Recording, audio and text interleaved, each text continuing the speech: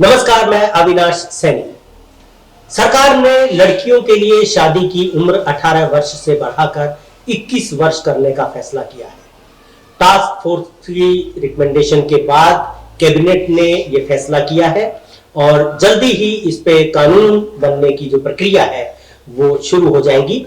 तो जल्दी ही एक नया कानून, या हम कहें कि पिछले कानून में बदलाव करके लड़कियों के लिए शादी की उम्र 18 वर्ष से बढ़ाकर 21 वर्ष कर दी जाएगी।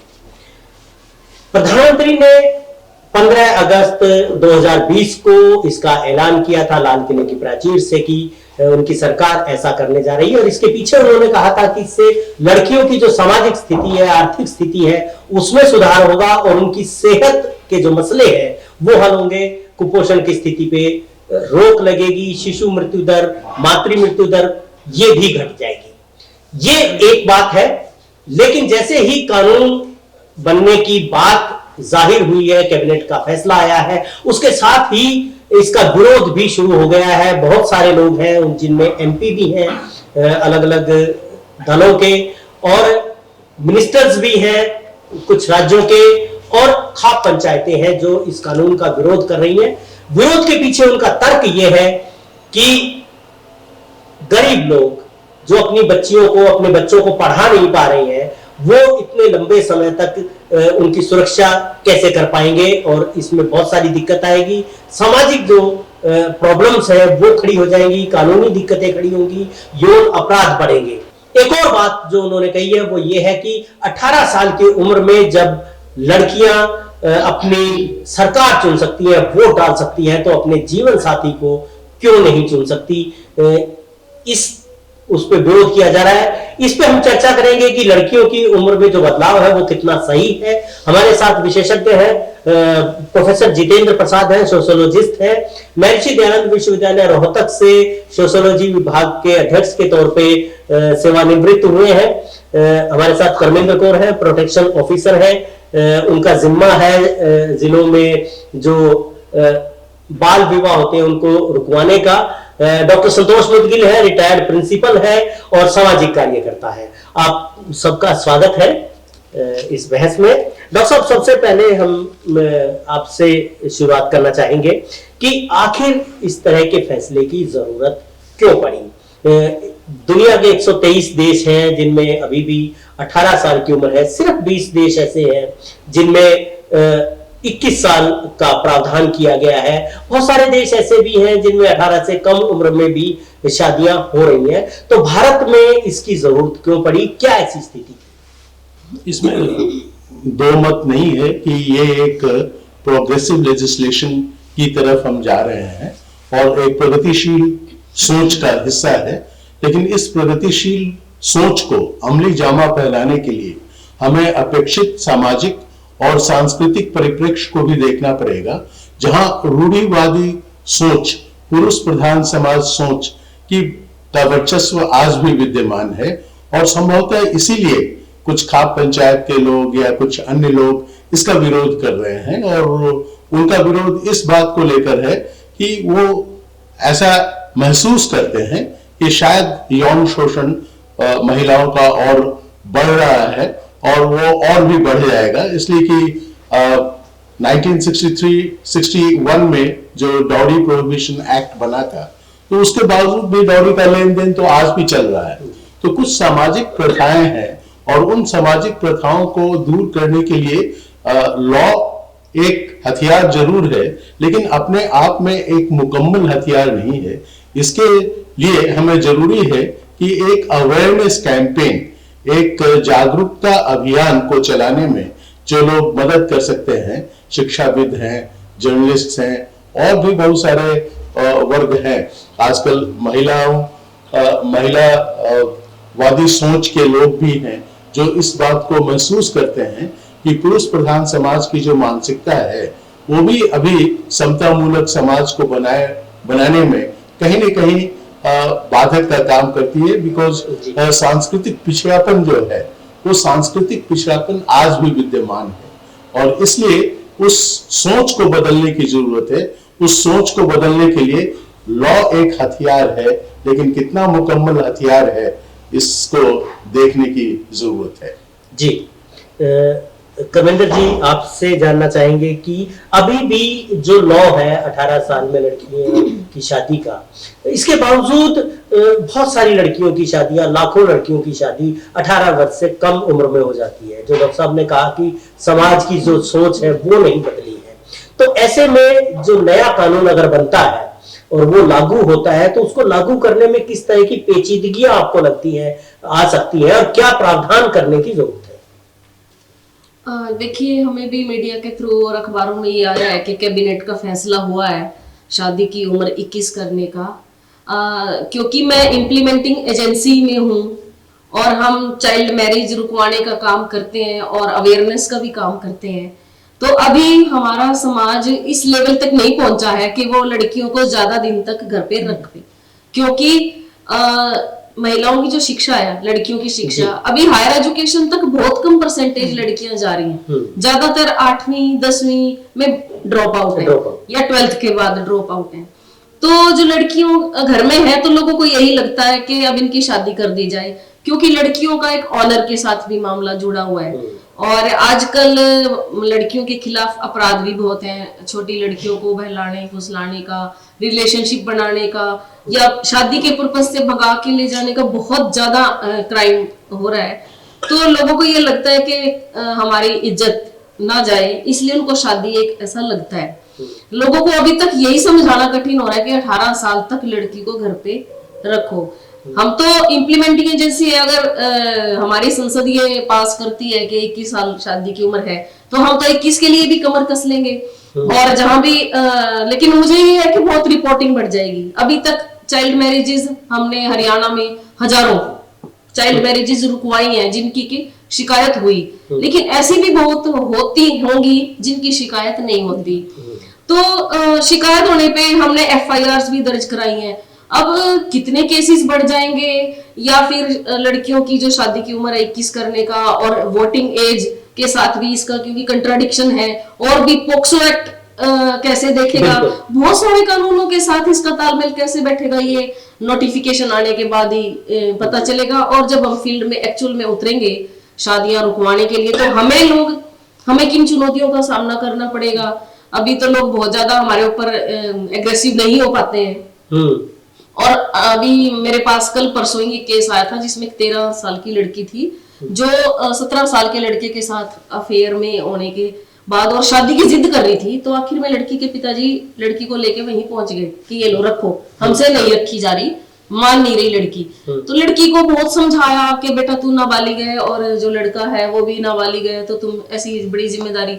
अब बच्चे, क्योंकि ऐसा माहौल है, बच्चों पे पेरेंट्स का कंट्रोल नहीं है, तो अब देखते हैं क्या चुनौतियां सामने आएंगी। जी डॉक्टर मुदगिल, आप सामाजिक कामों से लगातार खासतौर पर महिलाओं के जो इश्यूज हैं उन पे काम करती हैं, तो इस कानून से महिलाओं की जो सामाजिक स्थिति है, उनकी शिक्षा की स्थिति है, रोजगार की स्थिति है, या हेल्थ की स्थिति है, उसमें किस तरह से बदलाव आ सकता है, सकारात्मक बदलाव कैसे आ सकता है? मैं बात डॉक्टर जितेंद्र प्रसाद की उससे शुरू करूंगी। डॉक्टर साहब ने जैसा कहा कि केवल एक कानून बनाने से ही स्थितियां उस तरह से नहीं बदल जाती। कानून तो पहले भी बहुत सारे बने हुए हैं। डॉरी का कानून था तो उसमें कितना दहेज कम हुआ।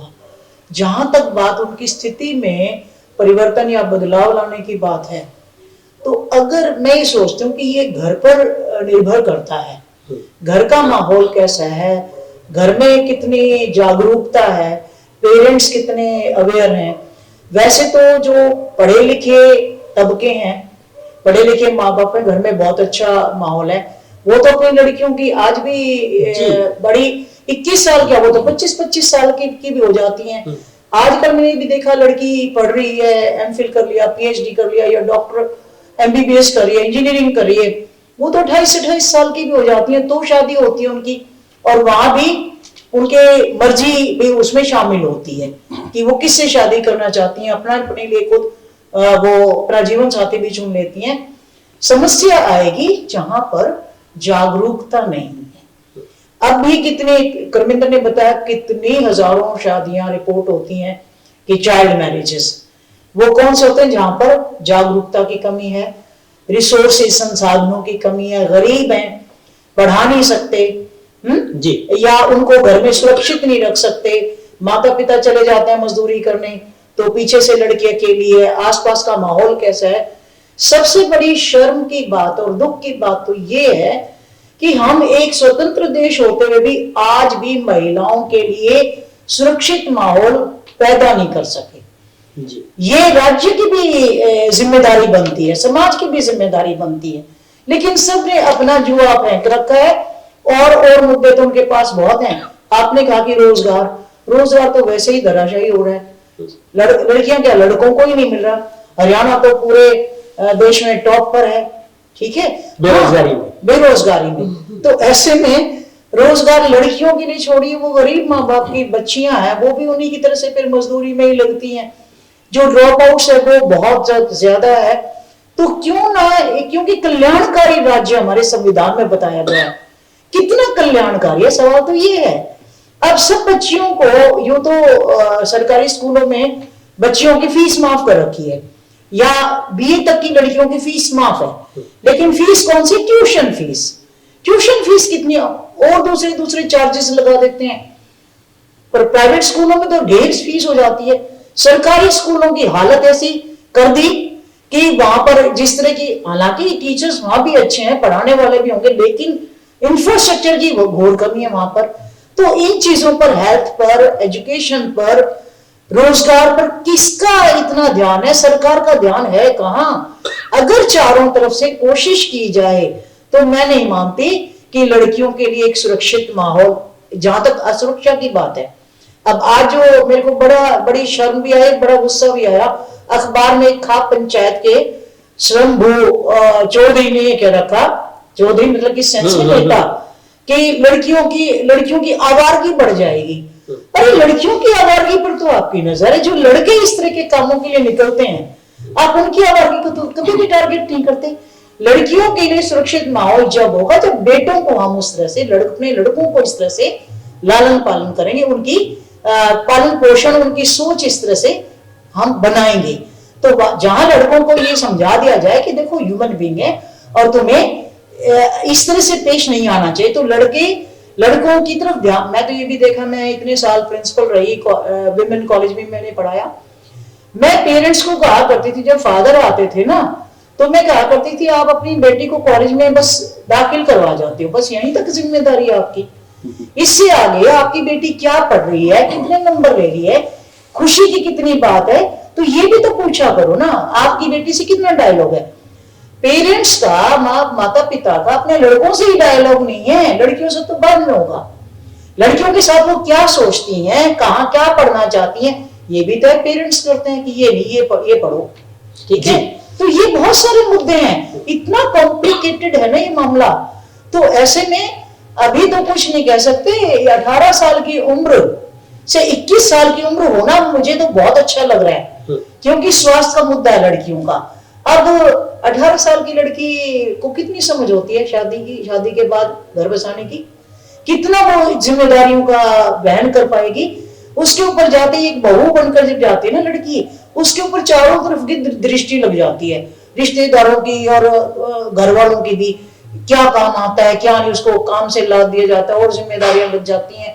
तो मैं तो कहती हूँ अबोध बच्ची, कहाँ उसको इन सब जिम्मेदारियों का पता है। लेकिन अगर इसकी बात करें हम, तो इससे तो जो शादी का हमारा जो ढांचा है, जो परंपराएं जी, जो तरीका है, मैं तो यही सवालों के घेरे में है, क्योंकि 21 साल की लड़की भी उसी जगह पे है जहाँ पे 18 साल की। मैं उसी बात पर आ रही थी आपके बोलने से पहले।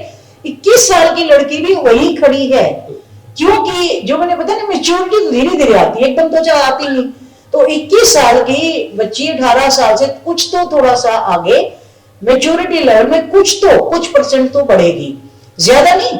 लेकिन अगर उसके साथ एक अच्छा डायलॉग हो, अच्छी उसको समझ, पेरेंट्स के साथ उसका अच्छा संवाद हो, बातचीत हो, तो वो कहीं ना कहीं उसके अंदर थोड़ी थोड़ी मैच्योरिटी आती चली जाती है। डॉक्टर साहब, मैच्योरिटी का संबंध जो है वो क्या सिर्फ उम्र से है, या बाकी चीजें भी हैं वो उस पर असर डालती हैं?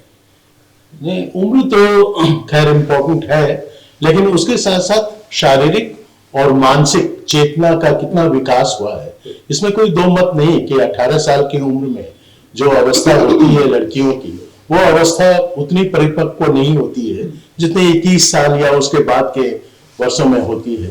तो ये उम्मीद की जाती है कि शायद सरकार की ये मंशा रही हो कि 18 साल के बजाय अगर 21 साल उम्र कर दी जाए शादी की, तो लड़कियों को पढ़ने का कुछ और अवसर मिल जाएगा, और लड़कियां पढ़ लिखेंगी तो फिर शायद रोजगार की भी उनकी ख्वाहिश होगी और रोजगार करेंगी तो शायद आत्मनिर्भर बन जाएंगी। उसके बाद सोचने का तरीका उनका स्वतंत्र रूप से हो जाएगा और अपनी डिग्निटी के लिए और वो लड़ भी सकती हैं। तो इस रूप से अगर देखा जाए तो महिलाओं को सशक्त करने का एक तरीका हो सकता है, लेकिन पूरी जो सामाजिक परिवेश जिसके तरफ मैडम सरोज ने अभी हमारा ध्यान आकृष्ट कराया, उसे ऐसा लगता है कि मानसिकता, पुरुष प्रधान समाज की जो मानसिकता है वो एक रूढ़िवादी दृष्टिकोण है, और उस रूढ़िवादी दृष्टिकोण में अपेक्षित बदलाव के लिए ये जरूरी है, लेकिन ये एकमात्र जरिया नहीं है। इसके अलावा हमें सोशल फ्रंट पे, कल्चरल फ्रंट पे और बहुत सारे सरकारी महकमे हैं, उन सरकारी महकमे में काम करने वाले लोगों में भी एक स्वस्थ सोच डेवलप करनी पड़ेगी। अभी आप देखेंगे कि 12 दिसंबर को ही सीबीएसई का जो क्वेश्चंस आया, जो प्रश्न पूछा गया, उस प्रश्न में ये कहा गया कि अगर महिलाओं को एम्पावर कर दिया जाए तो पेरेंटल अथॉरिटी कम हो जाएगी, और उसको एक विडंबना के रूप में देखा गया। तो आप अभी देखें, अभी अभी ये कानून भी प्रस्तुत किया है, ये बिल पास हुआ, और कानून के रूप में जैसा आप बता रहे हैं कि इसको अमली जामा भी पहना दिया जाएगा, लेकिन पढ़ाई के साथ जो मानसिकता और जो बदलाव आती है मानसिक इसमें सोच में, उस मानसिक सोच को बदलने के लिए कई मुद्दों पर हमें काम करने की जरूरत है। केवल एकमात्र ये मानसिक सोच बदले कैसे, असल बात है ये। इस पे मैं जी चाहती हूँ, जैसे सामाजिक आंदोलन, समाज सुधार के लिए महिलाओं के मुद्दों पे या जाति के मुद्दों पे, मतलब ये एक दूसरे के पूरक हैं कि आंदोलन चलता है, जागरूकता होती है तो कानून बनते हैं, कानून की मांग बढ़ती है, और कई बार सरकार एडवांस में जाके कानून बनाती है, उसके बाद एक तरह का समाज सुधार शुरू होता है। यानी ये दोनों एक दूसरे की पूरक प्रोसेस मुझे लगती हैं। जैसे घरेलू हिंसा कानून जब बना और उसमें इमोशनल वायलेंस को और पति द्वारा मैरिटल रेप को भी जगह दी गई कि अगर वो करते हैं तो एज अ वायलेंस उसको माना जाए, तो शुरू में उसका बहुत विरोध हुआ था, और बहुत सारे वकालत करने वाले लोग भी कहते थे कि बताओ अब पत्नी ये भी कहेगी कि मेरे पति मेरे साथ जबरदस्ती करते हैं, कि हमारा ये भी अधिकार नहीं है। तो कोई भी कानून जब महिलाओं के लिए या पिछड़े तबके के लिए बनता है, वो एक तरह का समाज सुधार आंदोलन को भी आगे बढ़ा रहा होता है। बस जरूरत ये है कि समाज के सभी तबकों को जो इस जागरूकता के कार्यक्रम में लगे रहना चाहते हैं, उनके साथ तालमेल में अगर ये सारी चीजें हों। अब 21 साल की उम्र अगर होती है लड़की के लिए तो ये बहुत फायदेमंद है, क्योंकि एक तो इसमें कुपोषित बच्चे और कुपोषित माओं का और मैटरनल मोर्टेलिटी रेट, ये बहुत सारी, और लड़कियों की ट्रैफिकिंग भी रुकेगी शादी के लिए खरीद बेच, क्योंकि छोटी बच्ची को खरीदेंगे तो वो क्राइम होगा। अभी भी बहुत सारी लड़कियों को शादी के पर्पज से लाया जाता है खरीद के। तो अब जब कानून बनेगा और इम्प्लीमेंट होगा तो उन लोगों में भी एक डर बैठेगा। तीसरी बात इसमें यह कि जो 21 साल तक जब लड़की जाएगी तो उसमें एक डिसीजन मेकिंग की पावर भी आएगी। अभी तक वो जैसे कब शादी करनी है, कब बच्चा होना है, तो 21 की अगर शादी करती है, मैच्योर होगी, शादी जैसी गंभीर संस्था को समझ पाएगी शायद उसके बाद, और उसमें एकोमोडेट भी कर पाएगी, क्योंकि शादी कोई छोटी चीज नहीं है, बहुत बड़ी जिम्मेदारी है, और उसके साथ बच्चे भी हो जाते हैं, फैमिली की जिम्मेदारी है। तो कानून अगर ये बन भी जाता है तो थोड़ा जोर तो लगता है समाज को बदलने में, लेकिन ये रहेगा महिलाओं के लिए बहुत अच्छा। जी बात वहीं पे फिर मैच्योरिटी पे आती है। लड़कियों के साथ घर में डायलॉग नहीं है, पेरेंट्स का आपने बताया डायलॉग नहीं है, उनके लिए क्रिएटिव कुछ करने को नहीं है। माँ बाप गरीब हैं, अगर बहुत सारे अभी कोरोना के बाद तो जो आंकड़े आ रहे हैं उसमें ये है कि जो गरीबी रेखा से नीचे लोग हैं उनकी संख्या और ज्यादा बढ़ गई है, अमीर और गरीब की खाई और ज्यादा चौड़ी हो गई है। तो जब गरीब लोग बढ़ रहे हैं वो अपने बच्चों को पढ़ाने की स्थिति में नहीं है, या बहुत सारे बच्चे ऐसे होते हैं, उनमें लड़कियां भी हो सकती हैं, जो पढ़ने की इच्छुक भी ना हो, तो वो लड़कियां जो पढ़ने की इच्छुक नहीं है या पेरेंट्स उनको पढ़ा नहीं पाए, या सरकारें जो हालत है, हमारी स्कूलों की हालत है या यूनिवर्सिटीज और कॉलेजेस की हालत है, वहां पे सीटें फुल कर दी गई है जी, फिक्स कर दी गई है, इससे ज्यादा नहीं हो सकता। तो कैसे तो लड़कियां पढ़ेंगी और कैसे उनका दिमाग विकसित होगा और कैसे वो अपना फैसला ले पाएंगी, तो ये सबसे बड़ा सवाल है। आप क्या कहेंगे डॉक्टर साहब? हाँ, वाकई ये बहुत चुनौतीपूर्ण स्थिति है, लेकिन जहाँ चुनौतियां होती हैं वहां पर फिर उसके रास्ते भी निकलने के कुछ तरीके खोजे जाते हैं। अब हमारे ही जानकारी में गरीब जो माइग्रेंट लेबर्स को के बच्चों को पढ़ाया जा रहा है पिछले 19-20 साल से, और वो बच्चे गरीबों के, उनके माँ बाप मजदूरी करते हैं, लेकिन वो बच्चे इतने अवेयर बच्चे हैं। तो कहीं ना कहीं इस तरह की भी चीजें, इस तरह के अभियान, इस तरह के छोटे छोटे कॉर्नर्स पे स्कूल वॉलंटरी तरीके से, उसमें रिसोर्सेज सरकार नहीं दे रही, उसमें हमारे राज्य जैसे लोग ही जाकर मदद कर रहे हैं। तो इसमें धीरे धीरे एक रास्ता हम निकलता हुआ देख रहे हैं, और ऐसे बच्चों को जो बहुत अच्छे, वो निकल भी रहे हैं, अच्छे स्कूलों में, बढ़िया स्कूलों में भी दाखिल हो रहे हैं, कहीं कोई नर्सिंग के कोर्स में जा रही है लड़की। तो चुनौतियां हैं, लेकिन चुनौतियों के, जब चुनौतियां आती है तो उनके हल भी देखे जा सकते हैं। जहां तक 21 साल की बात है, 21 साल में डॉक्टर साहब ने भी कहा मेच्योरिटी लेवल भी बढ़ेगा, डिसीजन मेकिंग भी आएगी। बच्चियां, एक बात और है कि आसपास के माहौल को देखकर, आपने कहा ना कि लड़कियां बहुत सी पढ़ना भी नहीं चाहती, लेकिन कम ऐसी बच्चियों की संख्या मैं मानती हूँ। कौन बच्ची नहीं पढ़ना चाहेगी, कौन बच्ची अच्छा जीवन नहीं जीना चाहेगी? जब हम बात करते हैं लड़कियों से तो बहुत इच्छुक होती हैं। मैं जिस कॉलेज में प्रिंसिपल बनकर गई, मुझे थोड़ा सा दुख के साथ जाना पड़ता, उन लड़कियों को कहीं भेजा जाता था कॉलेज की तरफ से। और जब मैंने भेजना शुरू किया, शुरू में मैं उनको एडवेंचरस टूर पे भेजना शुरू किया, तो पेरेंट्स पूछने आते थे, जी कौन जाएगा आपके कॉलेज से टीचर? मैंने कहा जी किसी, ऐसे तो हर कोई कॉलेज है, एक टीचर भेजा तो टीचर्स का हो जाएगा वो तो टूर, हमारे से भी ज्यादा अच्छे टीचर जाएंगे तो, और आपकी बच्चियां सुरक्षित रहेंगी। 7 साल में बच्चियों की इतनी ज्यादा ख्वाहिश पैदा हो गई कि वो खूब ढेर लड़कियां, पेरेंट्स भी भेजने लगे। और जहां तक गरीब लोगों की बात है, गरीबों की, मैं कहूंगी कि सरकार की तरफ भी ध्यान हमें दिलाना पड़ेगा, सरकार का, कि क्यों नहीं इनकी तरफ कोशिश की जाती, इनकी पढ़ाई की। सरकार तो कह देती है कि हमने तो शिक्षा फ्री कर रखी है। तो ये अभियान चलाने पड़ेंगे कि उन गरीबों के बच्चों को भी स्कूल में भेजा जाए, एक ड्राइव चलाना पड़ेगा समाज की तरफ से, हम महिलाओं की तरफ से, जो हम इस चीज को देखकर चिंतित होते हैं, क्योंकि हमारी भी चिंता का विषय है ये कि क्यों नहीं सारी बच्चियां स्कूल जाएं। सरकार ने कहा बेटी बचाओ बेटी पढ़ाओ, नारा तो दे दिया, लेकिन कितना ड्राइव लगाया, शुरू किया इसके लिए, कितना अभियान शुरू किया, कितनी इसके बारे में कोशिशें की गई, कितने स्कूल और बनाए गए। स्कूल, आज मैं आंकड़े पढ़ रही थी, कितनी, मेरे ख्याल से बहुत कम स्कूल कॉलेज हैं लड़कियों के, प्योरली लड़कियों के, केवल 6, उसने तो 6 अखबार में 6 बताए गए थे अपने इसमें आसपास के इसमें। लेकिन लड़कियों के कई बार पेरेंट्स को एजुकेशन में नहीं भेजते, को एजुकेशन स्कूल में नहीं भेजते लड़कियों को। तो ऐसे में ये हमारी सबकी चेतना का विषय बनेगा, तब इसमें हम कामयाब होंगे, क्योंकि अभी इसके खतरे हैं, लेकिन धीरे धीरे विरोध भी होगा, लेकिन धीरे धीरे लोग इसके अभ्यस्त भी हो जाएंगे जी, ठीक है, इसके फेवर में आ जाएंगे, ठीक किया। और इस एक और बात बताऊं, इसके ऊपर डिबेट चलेगी जी, फॉर एंड अगेंस्ट, जो बोलेंगे इसके खिलाफ तो उसके उनको जवाब देने वाले भी मिलेंगे कि ऐसा होगा।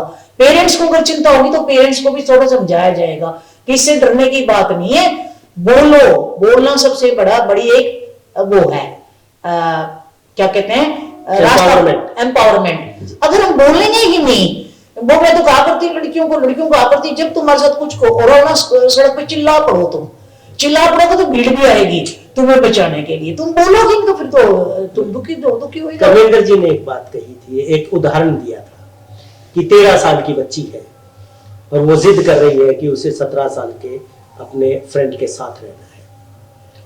मतलब ये जो बायोलॉजिकल नीड है, इमोशनल नीड है, ये एक चीज है, इसको इग्नोर नहीं किया जा सकता। इसको 21 साल तक स्प्रेस करके रखना, क्या ये एक तरह से नाइंसाफी नहीं है? हमारे समाज में वैसे भी महिलाओं की जो सेक्स से रिलेटेड इच्छा है उसकी कोई जगह नहीं है। लड़कियों को शादी केवल इसलिए की जाती है कि शादी एक उनकी जिम्मेदारी है और वो इस नीड को वहीं पूरा कर सकती है जहां पेरेंट्स उसको भेजेंगे। लेकिन दोस्ती का कंसेप्ट अभी तक नहीं है, एक्सेप्टेड नहीं है, और वो 21 साल की उम्र में भी नहीं है, वो किसी भी उम्र में नहीं है एक्सेप्टेड तो हमारे समाज में। लेकिन जो बच्चों के साथ काम करने की जरूरत पड़ेगी इसमें, मुझे तो लगता है बहुत बड़े पैमाने पे ऐसे केसेस बढ़ने वाले हैं कि बच्चे खुद कह रहे हैं हमें साथ रहना है। हालांकि हमारे देश का जो पोक्सो कानून है वो इसकी इजाजत नहीं देता क्योंकि वो उसको नाबालिग मानता है। लेकिन जहां बच्चे भी नाबालिग होते हैं, करने वाले भी, लड़के भी नाबालिग है, लड़कियां भी नाबालिग है, वहां पे उनको उनकी काउंसलिंग करने में दिक्कत आएगी। तो सरकार को बहुत सारे इस तरह के अभियान चलाने पड़ेंगे और काउंसलर्स रखने पड़ेंगे ताकि बच्चियों की उस ढंग की काउंसलिंग कर सके कि ऑपोजिट सेक्स के प्रति जो अट्रैक्शन एक एज में होता है जी, उसको कैसे रिजोल्व किया जाए। तो अभी तो क्योंकि गरीबी इतनी, और ये गरीबों के ही बच्चे हैं जो इस तरह से घर से भागते हैं या एडवेंचर के लिए घर से बाहर चले जाते हैं। उनको शादी का मतलब नहीं पता कि शादी क्या है, पर शादी उनको यूं लगता है एक तरह की नीड फुलफिलमेंट हो जाए, प्यार और आजाद, प्यार शब्द जैसे है, हमें प्यार है, प्यार है, तो प्यार का भी एग्जैक्टली उनको मतलब नहीं पता है। लेकिन हमारे समाज में क्या है कि इस का गलत इस्तेमाल किया जाता है कि लड़के जो है लड़कियों को एक्सप्लॉइट करते हैं प्यार के नाम पे, और वो केवल सेक्स ऑब्जेक्ट समझते हैं उनको। तो अभी तो लड़कियों के साथ और समाज के साथ बहुत ज्यादा संवाद की जरूरत पड़ेगी, और ये पहले से ही थी जरूरत।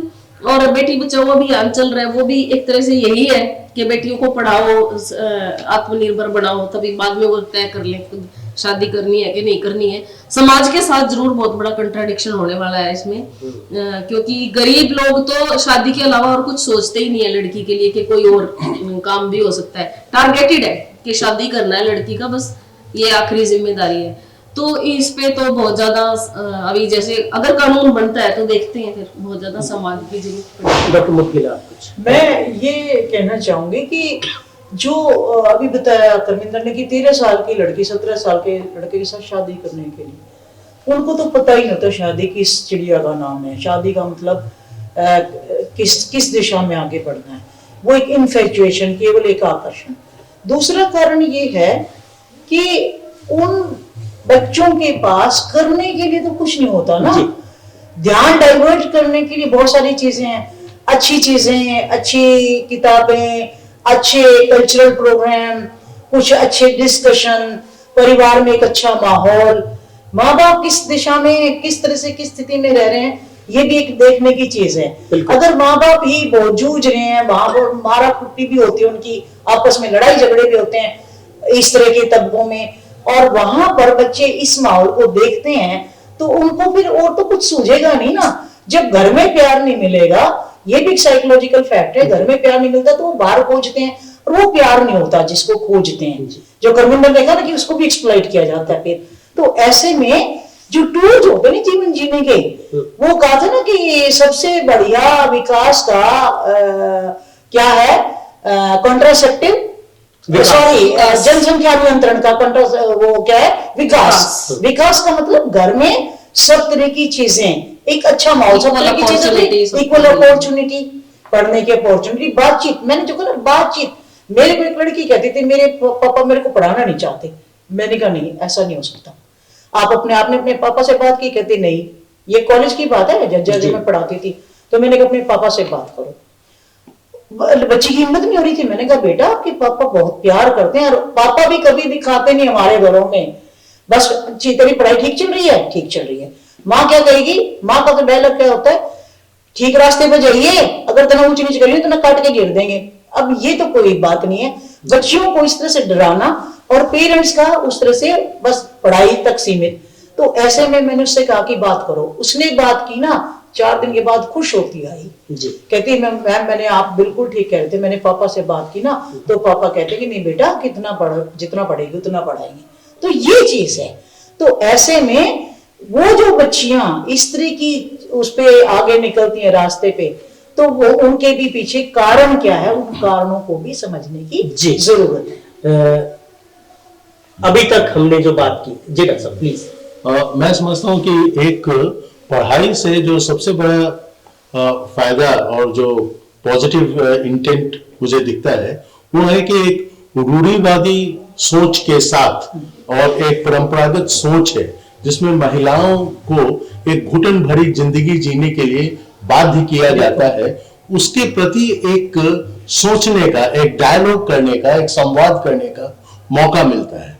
और वो अगर एज उनकी मैरिज की बढ़ती है तो इसमें कोई दो मत नहीं है कि 21 साल की उम्र की लड़कियों में जो ज्ञान या जो मानसिक विकास होता है उसमें एक डिस्कोर्स करने की, एक संवाद करने की, एक समझ की पहल होती है। और वो समझ जो है वो, जैसे अमर्त्य सेन भी है, उन्होंने कहा है कि डेवलपमेंट क्या है? डेवलपमेंट है to express freedom of choice and exercise freedom of choice. वो जो फ्रीडम ऑफ चॉइस है वो लड़कियों को भी मिलता है जो आज तक उन्हें नहीं मिला है, उन्हें बेड़ियों में रखा गया है।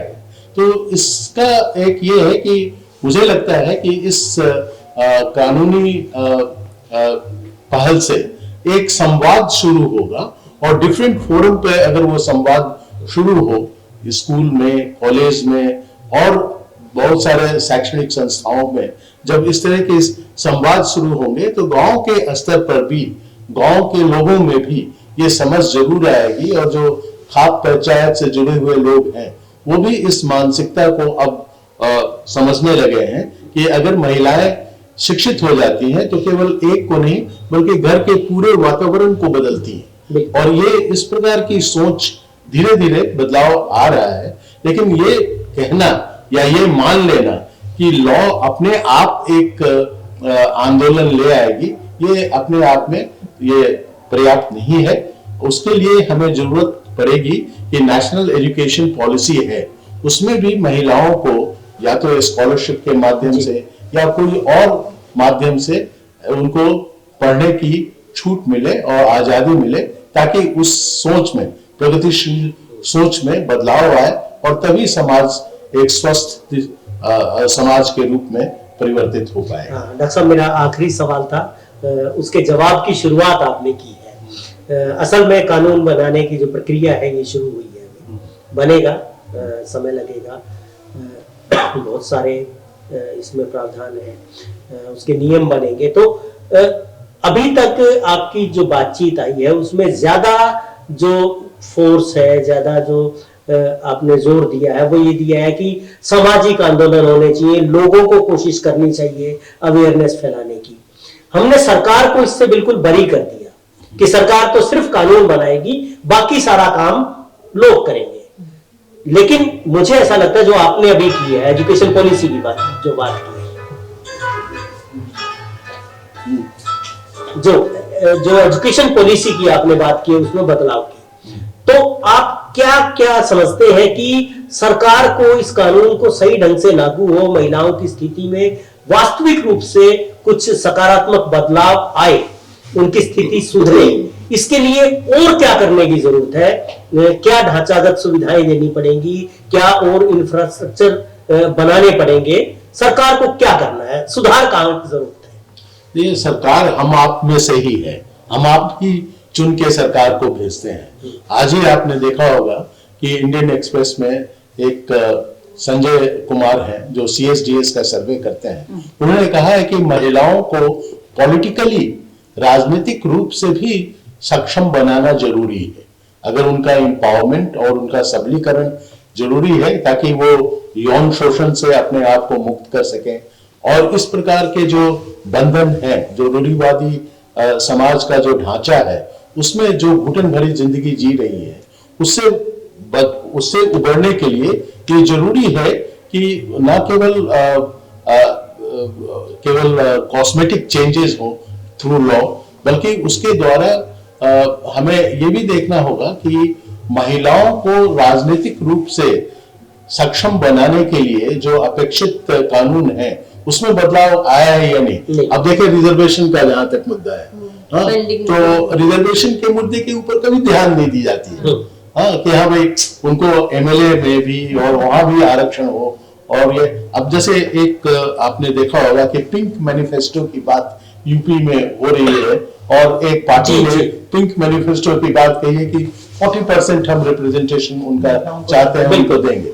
लेकिन क्यों नहीं आप रिजर्वेशन की जब बात आती है कि पार्लियामेंट में या असेंबली में उनको रिप्रेजेंटेशन दिया जाए, आपने उसको सतही तौर पर पंचायत के लेवल पर तो रिजर्वेशन कर दिया, लेकिन वहां पर जब आप लेकिन वो पार्टी तो नेशनल लेवल तक रिजर्वेशन देने की बात उसने की है। हाँ, लेकिन फिर भी मैं कहता हूं कि इसके लिए एक मत होना पड़ेगा, अनेक पॉलिटिकल पार्टीज को एक मत होना पड़ेगा। आफ्टर ऑल सरकार बनाने की प्रक्रिया है, किसी एक पार्टी के बस की बात नहीं है कि इस प्रकार के सामाजिक बदलाव ला सकें। सामाजिक बदलाव के लिए एक जनमत, राजनीतिक जनमत और राजनीतिक इच्छा शक्ति के साथ अगर हम बढ़ेंगे तभी स्वस्थ समाज की कल्पना की जा सकती है। और स्वस्थ समाज के बनाने के लिए, उसके निर्माण के लिए सभी दलों का एकजुट होकर एक मंच पर आना जरूरी है, और तभी अपेक्षित बदलाव होगा। और समाज में भी जो सक्रिय लोग हैं, चाहे वो सरपंच के माध्यम से हो या जो हमारे यहाँ खाप पंचायत के जो रहनुमाई करते हैं वो लोग हों, उनके भी सोच में बदलाव आ जाएगा। बहुत परिवार ऐसे हैं जो इस बात को महसूस करते हैं कि लड़कियां का जो अपेक्षित सहयोग मिल रहा है, चाहे वो नौकरी पेशे में है, तो वो परिवार को बनाए रखने में उनकी एक ऊर्जा लग रही है, जिनकी ऊर्जा नहीं दिखती थी पहले। तो आज जो महिलाएं सशक्त हुई हैं तो उनकी विजिबिलिटी भी बनी है, और इस विजिबिलिटी के साथ परिवार में भी एक अपेक्षित माहौल तैयार हुआ है जो काफी कंड्यूसिव है। तो जी डॉक्टर, सरकार को क्या करना चाहिए? सरकार को इंश्योर करना चाहिए, केवल कानून बनाकर सो जाए इतना पर्याप्त नहीं है। कोई नारा उछाल दिया बेटी बचाओ बेटी पढ़ाओ, उसको भी इंश्योर करना चाहिए था सरकार को। उसके बाद लड़कियां कितनी पढ़ी, लड़कियों के साथ कितनी दुश्वारियां आई हैं, सामाजिक असुरक्षा कितनी बढ़ गई है, रेप केसेस इतने, छेड़छाड़ के मामले इतने बढ़ गए हैं, तो फिर वो बेटियां कैसे तो पढ़ेंगी और कैसे बचेंगी। जब इस तरह की चीजें होती हैं तो पेरेंट्स सोचते हैं कि लड़की हो ना ही हो तो अच्छा। तो ऐसे में सरकार की प्राइम ड्यूटी बनती है कि कानून पास कर रहे हैं किसी चीज के बारे में तो उसको स्ट्रिक्टली मतलब इम्प्लीमेंट भी किया जाए और उनके लिए माहौल बनाया जाए। लड़कियों के लिए कॉलेज, स्कूल, यूनिवर्सिटी केवल 50% करने से काम नहीं चलेगा। हर लड़की को पढ़ने का मौका मिले और मौकों के अलावा उनके जो पढ़ने की एनवायरमेंट के अलावा सुविधाएं जी कि फ्री अगर उनकी एजुकेशन है तो उसको भी करो इंश्योर, उनको मारा मारी ना हो। तो पेरेंट्स कम से कम मैं तो लड़कियों को कहा करती हूँ कि तुम्हें कम से कम जब ये तो हो गया कि तो शादी के लिए पेरेंट्स ये मानने लगे कि लड़की बीए तो कम से कम कर ही जाए तो उसको भी ठीक से पढ़ लो तो आगे बहुत आगे तक जा सकती हो। लेकिन इस तरह की चीजें जब तक बनी रहेंगी, मैं फिर गरीब बच्चों की तरफ आ रही हूँ और आजकल तो मिडिल क्लास भी इतना ज्यादा कितना पढ़ा पा रही है, तो ऐसे में सुविधाएं बढ़ानी पड़ेंगी लड़कियों के लिए ताकि वो अच्छी तरह से पढ़कर आगे बढ़ सके और उनको इक्वल अपॉर्चुनिटी मिल सके। तो ये बहुत जरूरी है, सरकार की तरफ से भी हो। आपने कहा ना समाज के ऊपर ज्यादा लगा दिया, सरकार करेगी समाज भी करेगा। जी करविंदर जी, आप क्योंकि इम्प्लीमेंटेशन में है तो आप उन चीजों को समझती हैं, जानती हैं जहां जहां कुछ कमियां हैं, तो उन कमियों को, अभी तक की जो कमियां हैं इनको और जो नए कानून को लेके है और क्या करने की जरूरत है सरकार को? देखिए कानून को लेके जैसे इम्प्लीमेंट करने की जब बात आती है तो मैन फोर्स चाहिए होती है उसमें। अभी अगर 21 उम्र करनी है तो आप ये मान के चलिए कि फिर लाखों शादियों की रिपोर्ट होने वाली है।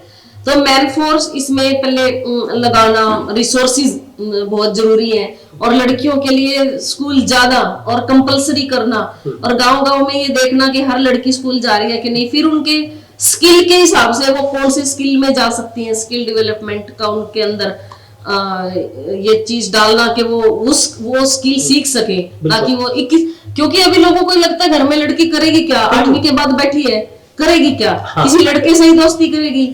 और रोजगार परक शिक्षा इसमें जो सबसे बड़ा चैलेंज आने वाला है वो यही है कि अगर 21 साल उम्र होती है तो सेल्फ चॉइस मैरिज बढ़ेगी, जो कि लोगों को हमारे समाज में पसंद नहीं है। तो वो सेल्फ चॉइस ही नहीं चाहते, और सेल्फ चॉइस ही बढ़ने वाली है इसमें, क्योंकि 18 होते ही बहुत सारे बच्चे ये फैसला ले लेते हैं कि मैं अपनी मर्जी से शादी कर सकूं, क्योंकि वो सरकार चुन सकते हैं 18 के होके।